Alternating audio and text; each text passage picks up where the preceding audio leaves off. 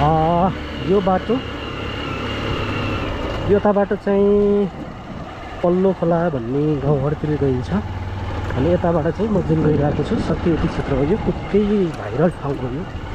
यताबाट चाहिँ पल्लो खोला है।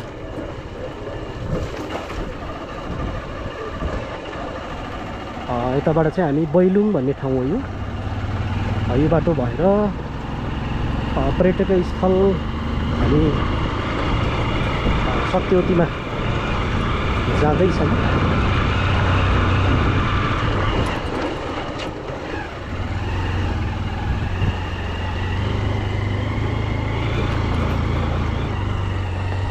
राम्रो छ। आज घाम लागेको बेलामा मौका पारेर हामी यसरी घुमेको छौँ।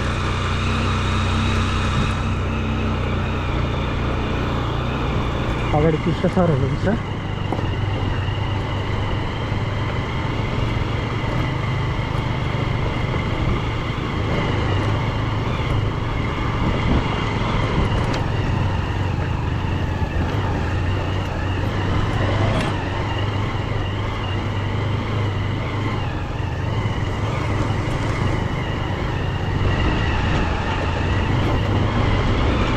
बर्खाको बेलामा बाटो ठिकै हो।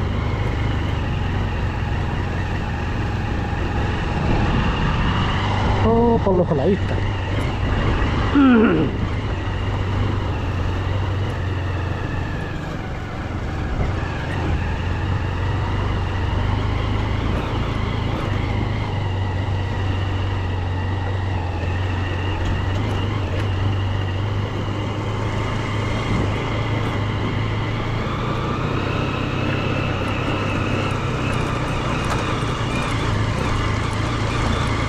घाँसहरू ल्याउनु भएको छ। छेउछेउ लाग्नुभएको छ। ल तपाईँहरू यो ठुलो मेला लाग्छ एकादशीमा। त्यतिखेर चाहिँ तपाईँहरू आउनको लागि यही बाटो भएर आउने है।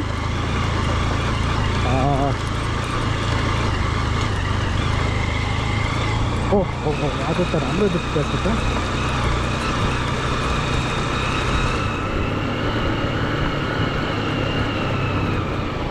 यहाँको एउटा भ्यू चाहिँ हेरौँ कस्तो देखिन्छ।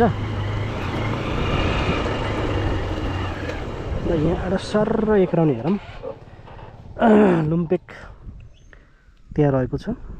पर स्कुलहरू देखिएको छ। तल रुद्रबेनी। यस्तो छ ठाउँ यो नेपालको सत्यवती गाउँपालिका वडा नम्बर 3 को क्षेत्र हो यो। ठुलिम भन्ने तल हामी त्यहाँबाट आएको। ल अगाडि बढौँ।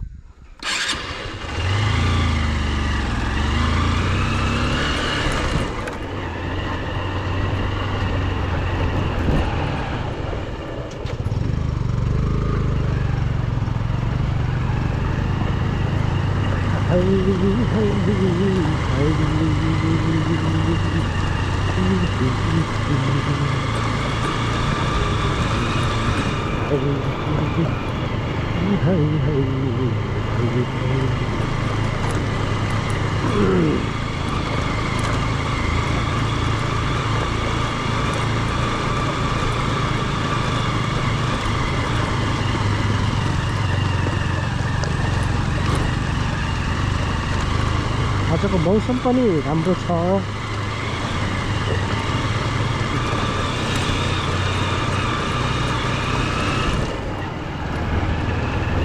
अलि झुका लाग्छ भन्छन्।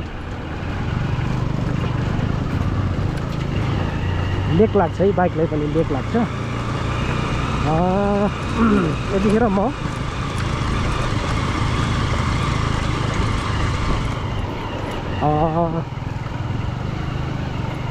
मुरली डाँडा 1912 किलोमिटर माथि छ सत्यवती जाने बाटो। मुरली डाँडा भनेर त्यहाँ लेखेको छ है। ल मुरली डाँडा मुरली बजाउने भएर पनि भनिएको होला तर के हो त्यो चाहिँ थाहा भएन हैन। तर मुरली डाँडा 1912 समुद्री सतहबाट त्यति उचाइमा छु म यतिखेर। अब यो भित्र घाँस छुन पनि अलिकति जुका लाग्छ भन्ने कुरा हो। पानी पर्दा चाहिँ हुन्छ अरे, नपर्दा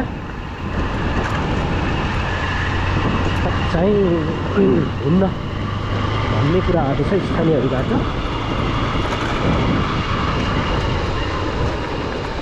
हो अलिक घाँस घाँस छलेर हिँड्नु पर्नेछ।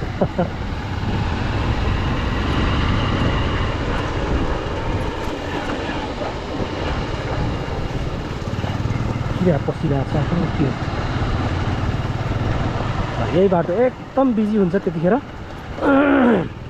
त्यति एकादशीको बेलामा अब धेरै पनि छैन, बाटोको अवस्था यही छ, ठिकै छ। त्यतिखेर त पानी वर्षा रोकिन्छ,